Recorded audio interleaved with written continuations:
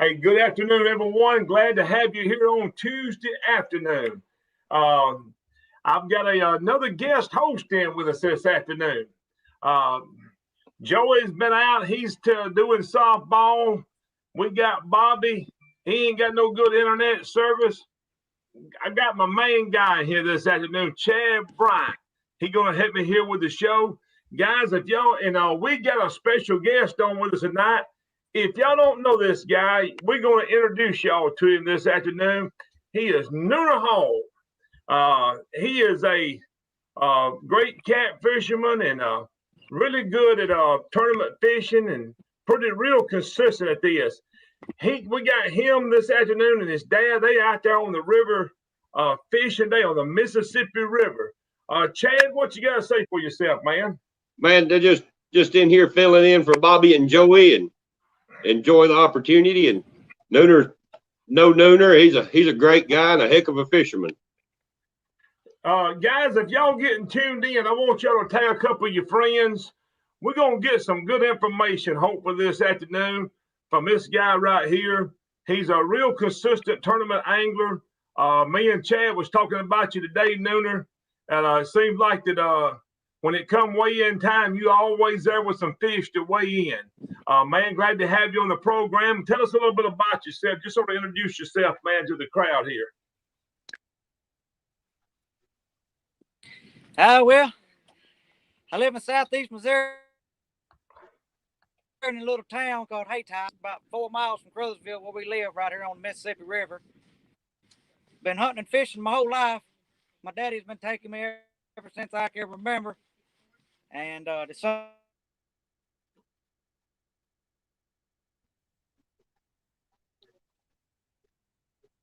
No, you're breaking up on us. You maybe done froze up on us.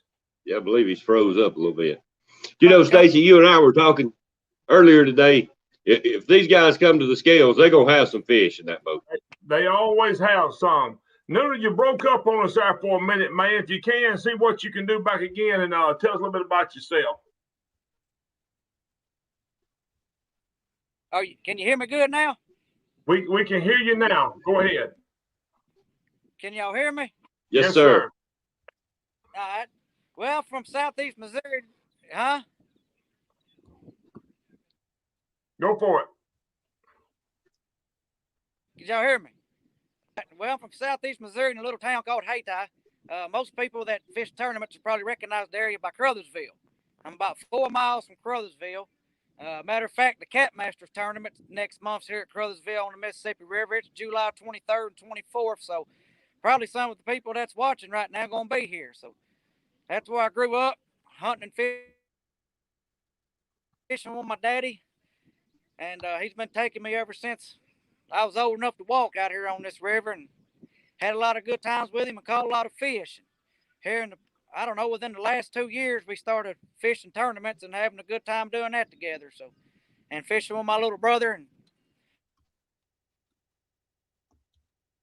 Nooner, do you have your? We come out here. Hey, Nooner, do you have your dad on your boat with you today?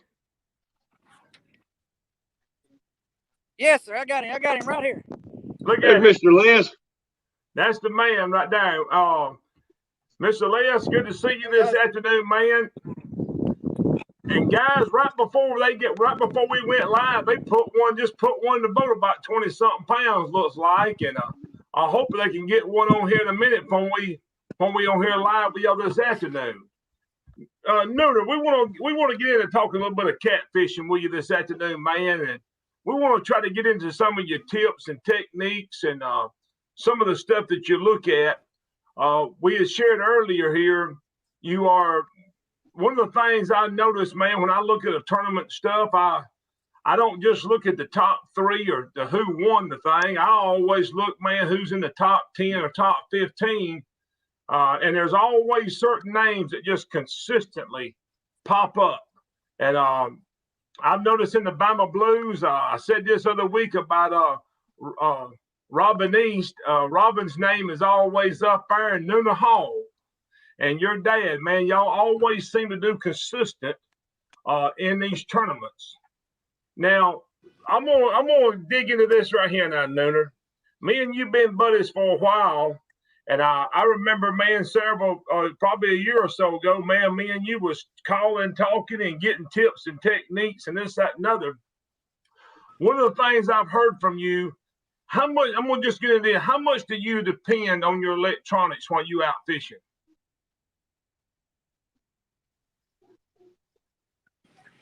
We depend on electronics pretty much, probably 95% at least. I mean, you know, there is them places that just look good to you. It looks like a fish ought to be there, so we might show up and fish them places and give them, 15, no longer than 20 minutes. And if we don't do nothing, we're out of there. But most of the time, pre-fishing, especially for tournaments, we're using our graphs and we're marking fish and looking for spots and just checking the places that we think the fish ought to be at, like on ledges or holes or stuff like that. So we depend on them quite a bit. Now, Nooner, I'm gonna dig in this a little bit deeper with you because I know a couple of guys out there on the lakes that and you're one of them. And I think that you made comments to me, and I've heard this.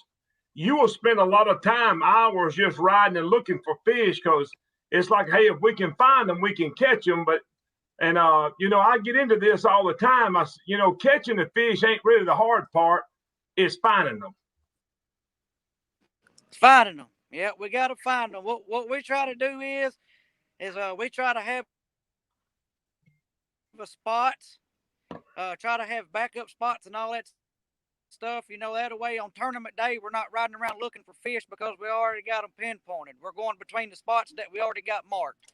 And we try to spend more time fishing those spots on tournament day than we do riding around looking.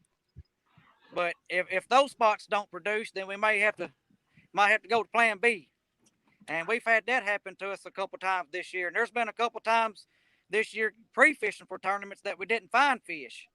And we ended up finding fish throughout the middle of the day on tournament day. So we'd like to get back to what you asked me a while ago. We depend on the graphs quite a bit. Yeah.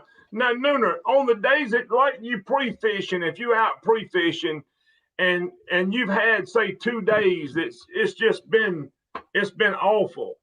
I know sometimes that can be discouraging on tournament day, but how do you attack tournament day after 2 days prior to that, not doing much? And what do you do on that day? Just try to go back out and go back to looking until you find some?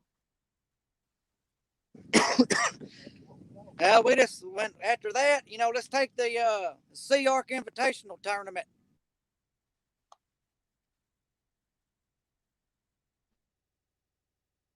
Hold on a minute, Nooner. You went out on me there for a second. Go ahead. Start back over again.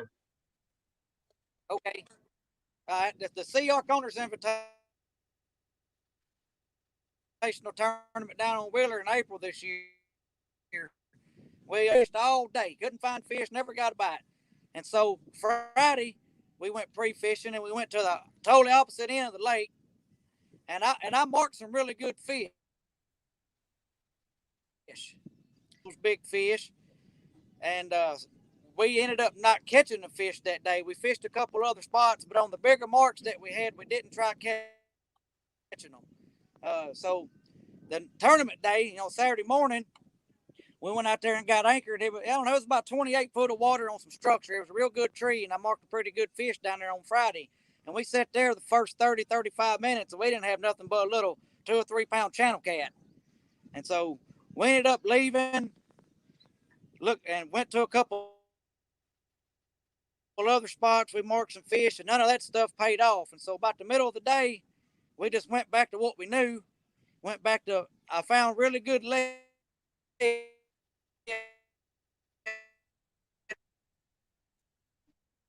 on the graph that was holding a couple fish.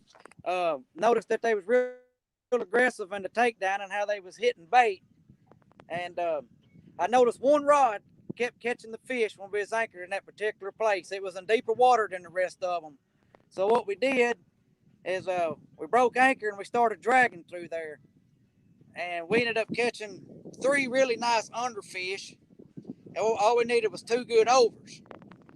And I don't know, about 25 minutes before it was quitting time, one of them rods just bent down, and that joker started pulling out drag, and we had him there for about 30 seconds, and he ended up getting off. So that was a heartbreaker. I mean, I know that would have been a good one.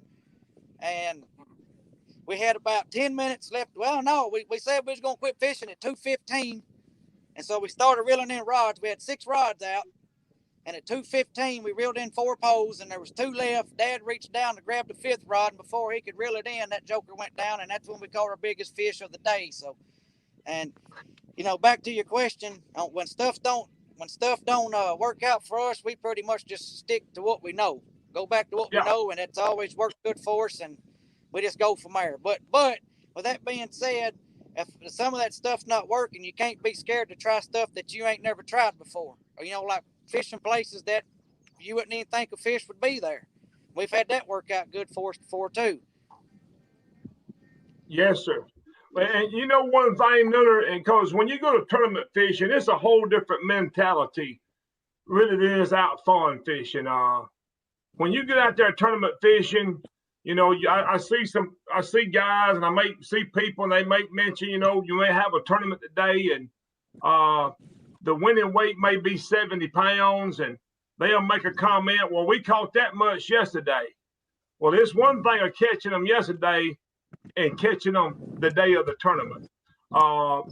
And when you get in a tournament, things just, if they don't go according to plan, a lot of people panic. A lot of people just go to running. I mean, they just go to doing this, that, and another. I've always been one of the guys, you know, I've sort of got a game plan. I'm not going to just run out here and just spend my time just running from one place to the other. I'm going to pretty much well stick with it. I am looking for some fish. But you got to watch out, because tournament fishing, man, you got so many hours. You ain't got all day. You got 8 hours or so to catch fish, and it's got to be caught between them hours, you know. So it takes a different mentality when you start looking at it. You really need a game plan. When you putting your plan together, do you put together like an A plan, and if this don't work, I'm going to go to this, to plan B, and on down the list? Or do you just say, this is what I'm doing, and stick with it? No, we put together, you know, plan A and plan B and everything. You know, just, you know, go back to what I said earlier. We thought that the bite was going to be, you know, I thought we was going to be able to catch more fish anchor fishing.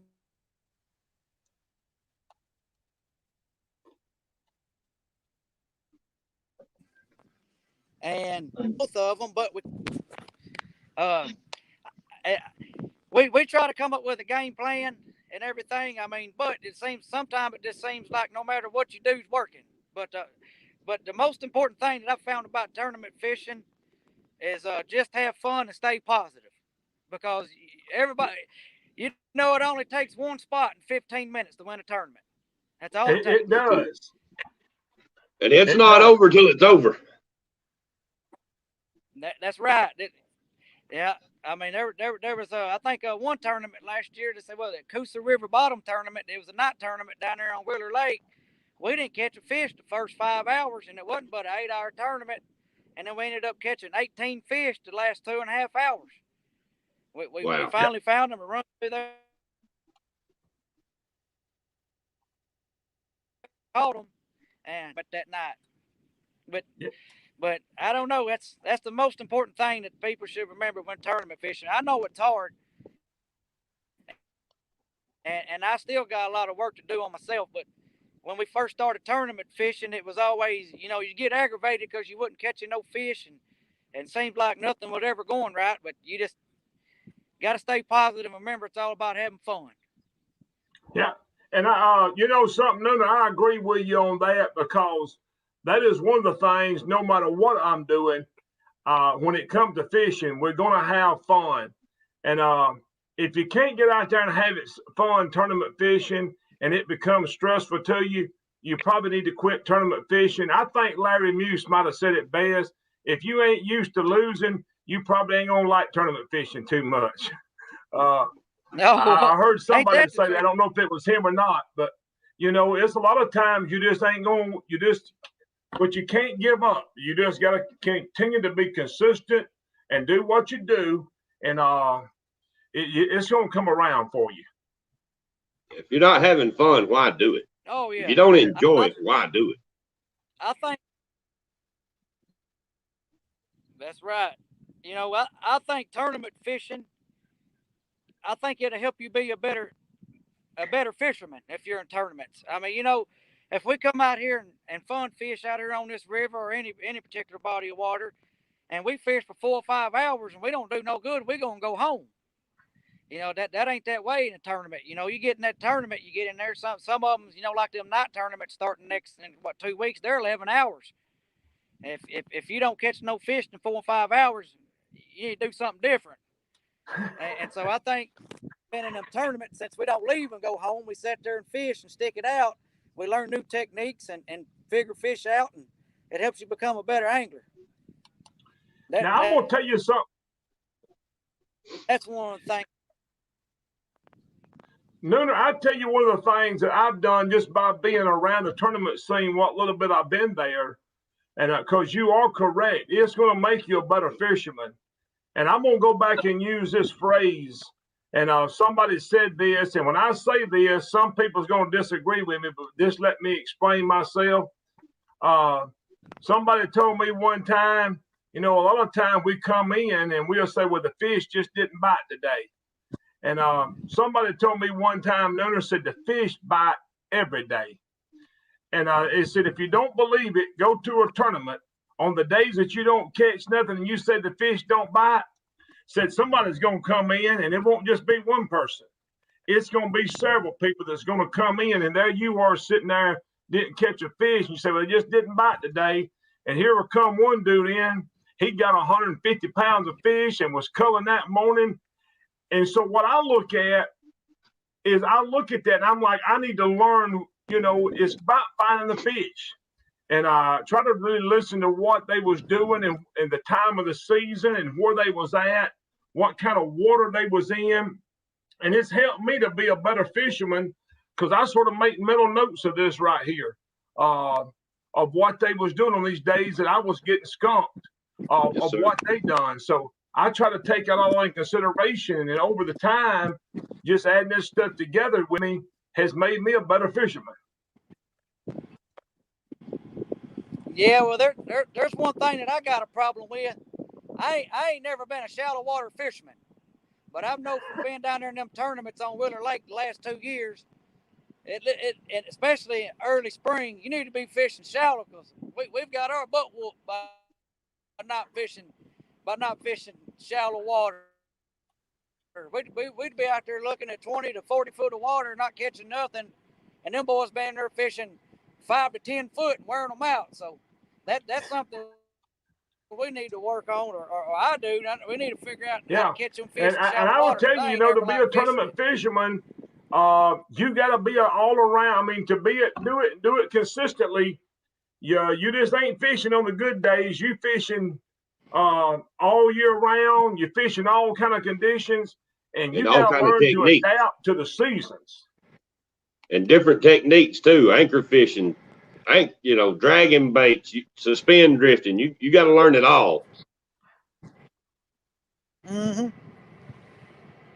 Yeah, and I think it might have been Aaron Churchwell told me we was talking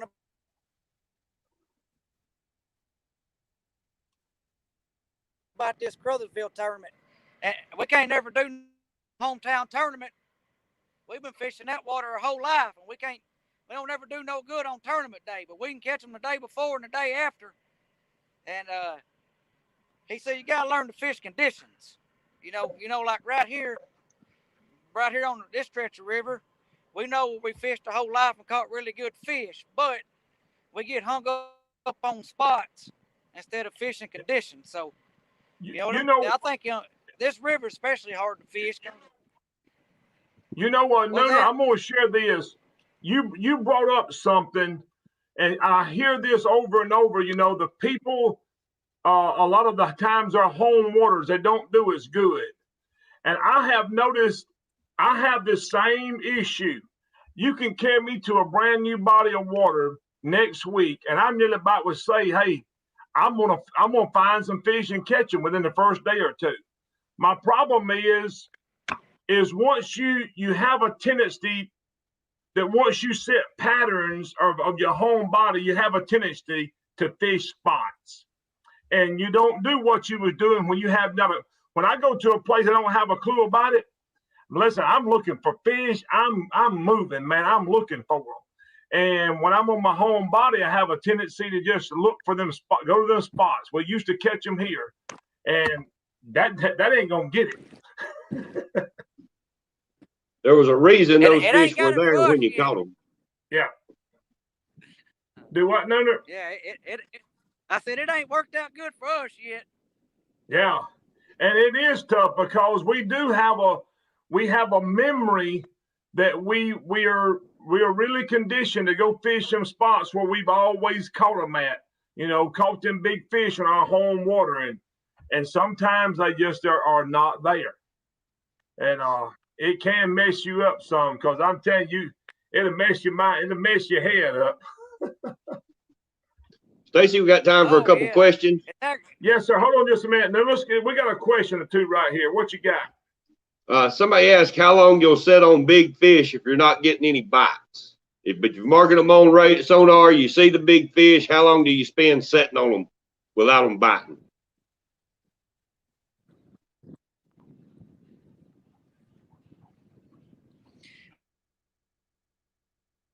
Nooner, did you hear that?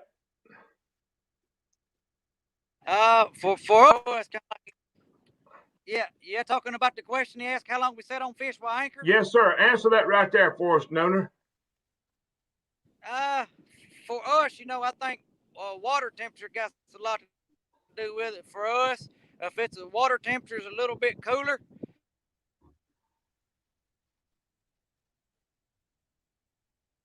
then the fish might not be a little bit longer. I don't know if we know the fish is there, we may set on them an hour. But most of the time when we're fishing or looking for fish,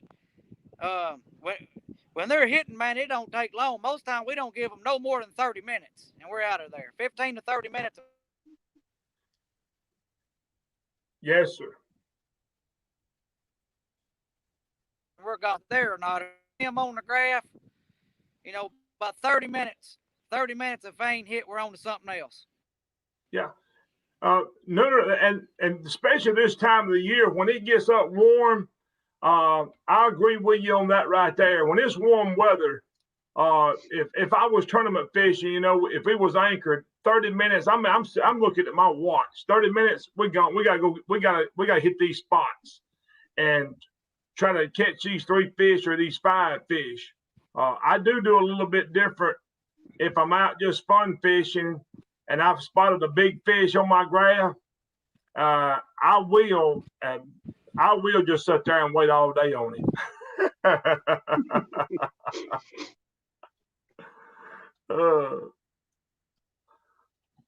I want to throw in something right here when I got a chance. Hold on just a minute, Nooner, before we move on. And you have another question, Chad? Robert Tallman asked do you ever mix your baits up or stick with one kind? Go ahead with that, Nooner. Well, my dad likes to mix them, and I don't. I like using skipjack. Every now and then we may have shad, but for 99% of the time we're using skipjack. Now we may change sizes of the baits. One day them fish might want them great big old heads, but one day they might want a little half-inch chunk. I mean, we pretty much try to let the fish tell us what they want. But for 99% of the time, we use nothing but skipjack. Yes, sir. I know what Stacy's go-to bait is. I don't even have to ask him. I love them skipjack heads. But the other day when we was down there, and listen, I'm telling you, the folks that fish with me know, man, I'm gonna try to get the skipjack head. I feel pure bad for my partner sometimes. No, not You'll really. almost fight somebody over one of them heads. But you know, the other day we was down and we was fishing, and which it was around the spawn of the year, and we was up on Wilson and Wheeler, and I want to thank them. I don't know if we caught a fish on the head. They was all the chunks, the middle section. Joey was smoking us the first day, and he has come on the right after the gut pocket piece, not the gut pocket, but from the gut pocket to the tail. That's what he was catching them on, just a small piece, and he was smoking us. Really? You know what we call them pieces, don't you, Stacy? What's that? We call them onion rings.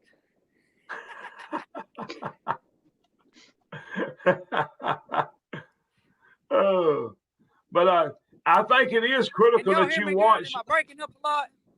You breaking up some, Nooner. Hey, I want to throw something in right now. Give me just a minute, take a break. I want you to look for another question after you got some, Chad. I want to say something. I put up a name here, Robert Talman and Cheryl Shelby. They are, and it's also a COA, Catfishing for a Cause benefit tournament. They're doing a benefit tournament. They have a blanket that they're auctioning off. Has a bunch of sponsors' logos on it. And guys, if I encourage, if you would, this is for a great cause. Go to the Catfishing for a Cause benefit tournament page on Facebook and look this right here up. And I know that the guys who are and the people that are putting this tournament on would appreciate so much your help. Thank y'all so much, Robert and Cheryl, and the ones who's helping out with this right here. I know that also there's a couple of guides who have that are donated a guided fishing trip on this right here, Catfishing for a Cause. This money goes to this proceed. If you have any question, you can contact these two individuals on Facebook, and we appreciate y'all's help. Thank y'all. What else you got, Chad? Somebody asked if warmer water speeds up the aggression of catfish feeding more, or are they consistent year round? I think they bite more aggressive and are more active in a little bit warmer water. What about you guys? I would agree with you. I know one thing they do. They sure pull better in the summertime. Them things be fighting in the summer. Let's see. Scrolling back through. As far back as I can scroll, that's the only questions I can see. Yes, sir. Well, hey, no, we was expecting you to catch a fish while you out there this afternoon. Well, it's been 27 minutes, Nooner. If it's time to move. Well, if I had service where I'd already been gone. But this is the only place we can sit here and fish and still have service. So we're just having to sit on this. Yeah. Hey, Nooner, share with us today. You on the Mississippi River fishing. What technique are you using out there today? What are you doing? Well, right now, since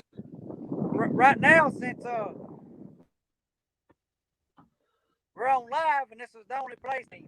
If it wasn't for trying to have service, we'd be bumping right now.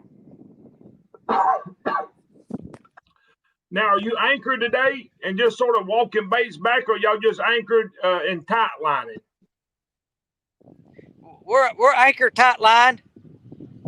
I got you. Yeah, but this time of year, this time of year, we do pretty much all bumping out here right now. So yeah. Now, what kind of current you have over there? Now, is it running pretty? Is it moving pretty fast? Yeah, it stays pretty good. It's strong current here on the river. I mean, right now we're not doing too bad because we're in the current scene. But I don't know, this current out here in front of us is probably 3.5, 4 mile an hour current that we're fishing right now. We're just on the seam of it. Yes, sir. Hey, no. What's the biggest fish you put in the boat there on the Mississippi River? 70 pounds. And you catch him bumping? 70. That's. No, we actually caught him jugging. I got you. used to do a lot of jugging here on. Yep, and we caught him jugging, but the biggest we've caught on rod and reel out here has been 64. 64. And there's some marshes over like Mississippi. Break that mark. Yeah. Well, you do fish a lot down. We noticed. Go ahead. What was that now? I said, I've noticed, Nuna, you fish a lot on the Tennessee River also, don't you? Yes, sir. We've been coming down to Wilder Lake and Wilson and stuff like that going on 2 years now. We've never fished it until 2 years ago, and we started fishing and can't seem to quit.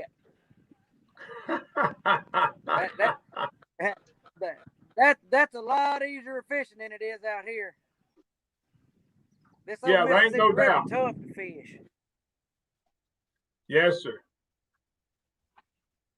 If it wasn't for them ducks and geese up here, Stacy, we'd be.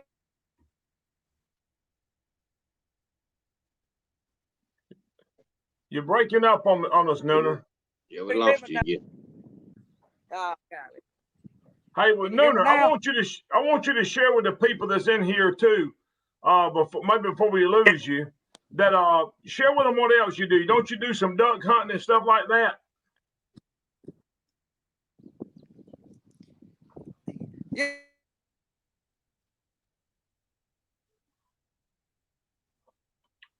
Did we lose him, Stacy? Yeah, he's coming in and out bad. Hold on a minute.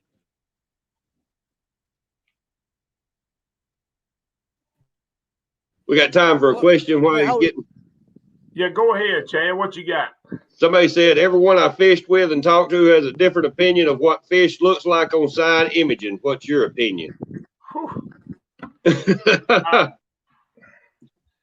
You know, and that's gonna be one of them things I just can't explain it to you. I'm gonna have to just sit there in my boat and show you what I thought. You know, by looking at it and showing you. I think when they see them on side imaging, especially when they get into a school of some that are up in the water column. Yeah, you're gonna be able to see them. You're gonna be able to see a bunch of little. I think somebody explained it one time. Look like little grains of rice. It's gonna be bright specks. And a lot of times when you run through a school of them, especially like white bass or crappie or something like that, you're going to be able to see them without a shadow of a doubt, because most of the time they're up in the water column. You're going to be able to see them. Them catfish sometimes can be sort of tricky to find. But, hey, I've got some images of some when you look at them, there's no exactly. Doubt. Hey, big catfish, I've got some images of some big old spoonbills. You can see them just as plain as day. I will say this. I think it is real critical when you're looking for these fish and trying to get a better image. I don't know how everybody else does it. I know a lot of people that's on here is probably really good with it. Journey Chow is a guy, man, he got a lot of stuff. He runs that Humminbird Graph Masters page. But what I like to do when I'm trying to get a sort of a better image is get the boat slowed down. Probably 3 miles an hour as I'm just trolling, looking. Anything faster, it seems like I just struggle with trying to make it out. Side imaging, down imaging, I'm trying to get that in my boat fairly slow. I don't know what everybody else does, but it seems like I can pick it up then a little bit better. On that side imaging too, I don't look so much for the fish as I do that shadow that they're casting. You can see if that thing's up in the water column any, if it's up off the bottom any at all, it will throw a shadow that you can see real clear. And a lot of times you can see the fish and more detail about the fish on that shadow that it casts than you can the actual fish itself. And I want to share this. I know we talk about this a lot with the graphs. I spent a lot of time. We was out the other week. Me and Joey and Troy was with us, and I was sitting there, and I constantly, I don't know, everybody else may just leave theirs alone. I constantly sit there, and it's I'm tuning that thing in. I'm telling you, man, I am trying to get the perfect image. And I think we was out the other day, and Joey said, "Man, you got that thing dialed in right." And I said, "Well, just sit here and play with it so I get it looking." And a lot of times you can do this while you're trolling along. Just sit there and start looking. If you find a top or something, start dealing with your contrast and your sensitivity to that thing. Just starts popping out. And you're like, hey, that's what I want to see right there. And a lot of times from lake to lake, that's going to be a lot different. They're going to have more stuff in the water clarity and that kind of stuff. You're going to have to adjust it every time you go out. Every time. And I can't stress that enough. So that right there is a big thing, guys. And I want to share this with you. The people that's got electronics, that's want to learn how to run them, want to learn how to use them. My best thing to tell you, you've got to just spend some time with that unit and messing with it, tuning it in, and getting it like you like it. I mean, don't be afraid to mash the buttons. And I'm going to tell you, your best friend is that default button. If no matter what you do, mess it all up, hit default, it'll carry you right back to the factory set. Just like it was when you took it out of the box. Another guy on here asked, how would you fish a cooling lake during the spawn? What's he talking about, a cooling lake? I don't know. And I'm telling you, fishing during the spawn is tough. Yes. I have noticed it. And I said, if I was fishing, and if we was going out tomorrow fishing, I would go out in the lake looking around. But before the day was over, I'd be up by that dam and them rocks somewhere. And I'm like, hey, I'm taking my chances right here. And that we went up the other day that was slow on us, but we caught them at the dam. We caught them in them rocks. Do what? Well, I thought we had him back for a minute. Look to me, he done got set down in the boat and moving to another spot. Yeah. Hey, Stacy, somebody asked, what's the best fish finder with a low budget? Yeah, I'm going to move up here so we can get some better service. All right. No, we're going to wait on you. This is what I always suggest, and this is just me, and this goes back to, I read probably an old analogy. Some people like Ford, Chevrolets, Dodges, or whatever they want to drive. I like Humminbird. I like Humminbird probably because I've always run Humminbird and I know how to operate it. And I always suggest, and I don't know what Lowrance has got. I know they got a lot of good stuff out there. I know Garmin's got some good stuff out there. I always suggest on my end, I go with a Helix. I like the Helix. They got Solix. Start with one of them, and you can start at a Helix 7. And my suggestion is get the biggest one you can afford. Go for biggest screen you can afford. One you can afford. And if you don't think that screen size does not matter, I promise you, go from a 7-inch to a 9-inch, and you're gonna go, oh my Lord, I can see stuff better. Go from a 9-inch to a 12-inch, and you're going to go, oh, my Lord. Get the biggest screen that you can afford. So that will be my suggestion on that right there. And maybe if you know a few guys that run different, somebody that runs Lowrance, somebody that runs Garmin, somebody that runs a Bird, get on their boat and get out there and just look at them and see which one you like better. Yeah. I always suggest to all my friends, and I do it for one reason. I said, hey, man, they asked me what to get. I said, get a Helix, Humminbird Helix. And they said, well, why do I need that? I said, because if you get that, I can show you how to run it. I don't know how to run the rest of them things. I know that thing like the back of my hand. I go through it so much and look at so much stuff on it. So I know it pretty good. Nooner, you back in touch with us? Yeah, I believe so. Can y'all hear me and see me all right now? Yeah, we can hear you and see you good now, Nooner. We sure can. Nooner, before we get off of here, we got a few more minutes. I want you to give a chance. you do something else besides catfish. You do duck guides and goose hunting and stuff like that, don't you? Yes, sir. Yep, I've been guiding duck and goose hunts now for going on 15 years. And see, I started guiding when I was 17 professionally since I was 20. So I've been doing it. It's been my 15th year doing it for a living. So wow. And that's the only reason I don't live in North Alabama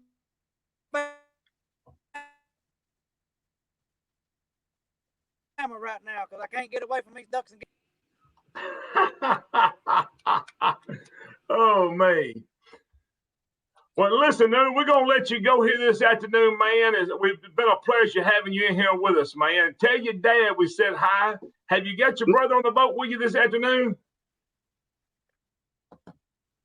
No, he ain't with us this afternoon. He should be watching though. Yes, sir. Flip that phone around and let everybody see Mr. Les. All right. There he is. Oh, Mr. Les, how are you, buddy?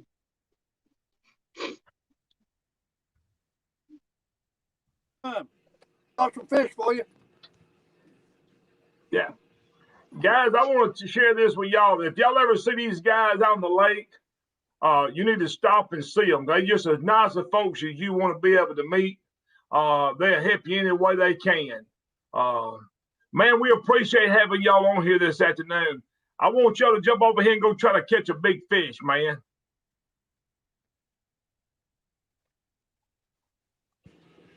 I think we might have lost them, Stacy.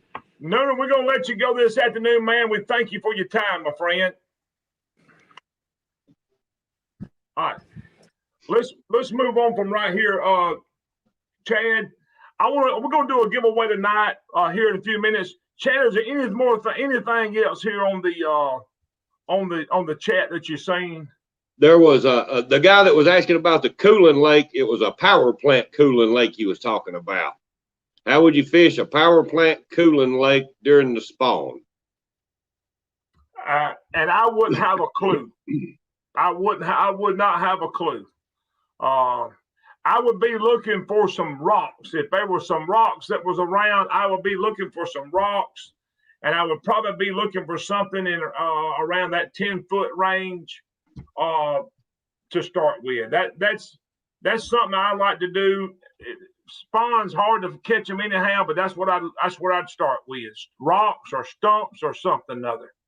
And another guy asked, he said he was headed to Wilson and Wheeler in a couple weeks. What's the best tip for fishing Wheeler and Wilson? I know mine. What's yours? Well, my best tip would probably be dragging baits.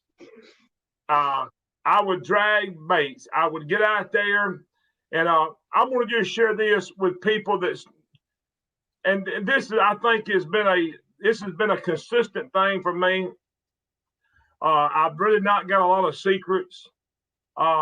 There's some things that I'm looking for, but I would be looking for ledges and dragging baits on them ledges.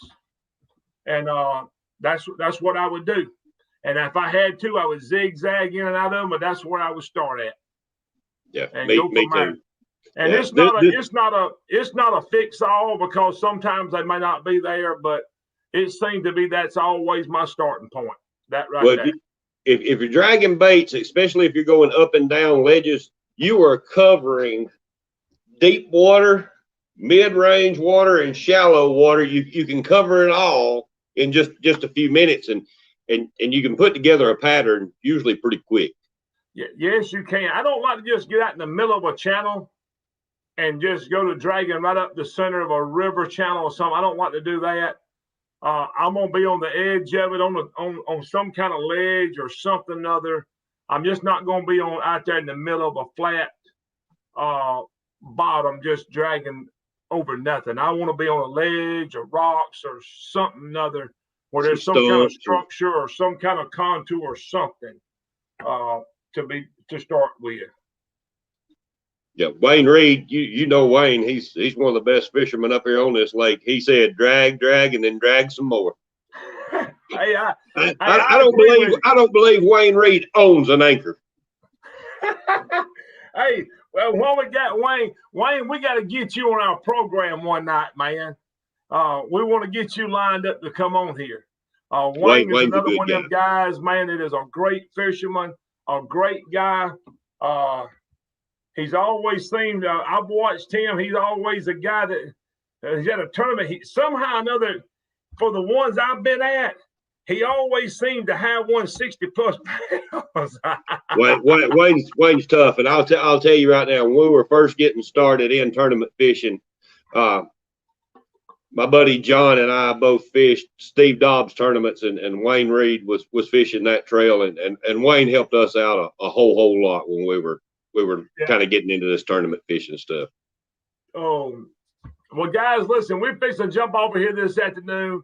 We want to thank y'all for tuning in. I have this right here that I want to do. We're going to do a giveaway here in just a second. Hey, but hang on here with me. If there's one more thing that you can do, I want you, if there's another question there that you got to ask, I want you to go ahead and ask if you've seen anything else. Let me see what I can find here. Let me see what I can find here.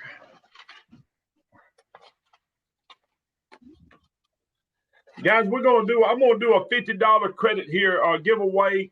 I've got a packet I want to give away from SmackDown Catfishing that I want to give to you.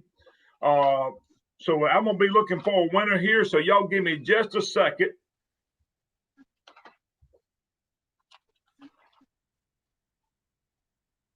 There's a whole lot of SDC. Yeah, Adam, you're right. Yeah, that's about all I can something see. Right here. When you're dragging bait, Stacy, how many rods do you drag at a time, and what's your setup look like? Do you suspend any while you're dragging, or is it all? No, I'm gonna use that. If Joe is with me, he's sure gonna have one suspended. And we will, if it's just two of us on the boat, we will drag 6. I will have 6 rods that we're fishing with. If we have a third person on the boat, if we ain't fishing in a tournament or something, we're going to have 8 rods out.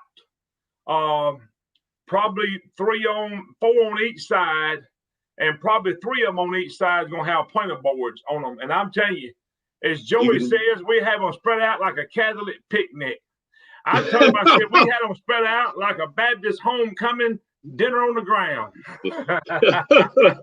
You can cover a lot of water that way. You can cover a lot of area. Yeah, yes, you can. And that's what I believe in, the planer boards. I want them spread out. We want to be able to cover ground and cover area. Yeah. Guys, here's the winner of tonight. You'll send me your address. I'm going to get this right here to you. I've got a $50 gift prize I'm going to send to you, SmackDown Catfishing, Chris Russell. Chris, if you would, contact me on Messenger. Send me your address and just put in the comment that you was winner of the $50 gift packet. And I'm going to get this right here to you, man. Chris, we want to thank you for tuning in. We want to thank everybody else for tuning in. I want to share this right here with you before I leave tonight.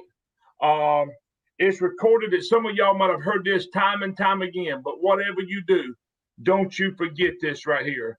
And it says in John chapter 3 and verse 16, for God so loved the world that he gave his only begotten Son, that whosoever believeth in him should not perish, but have everlasting life. For God sent not his Son into the world to condemn the world, but that the world through him might be saved.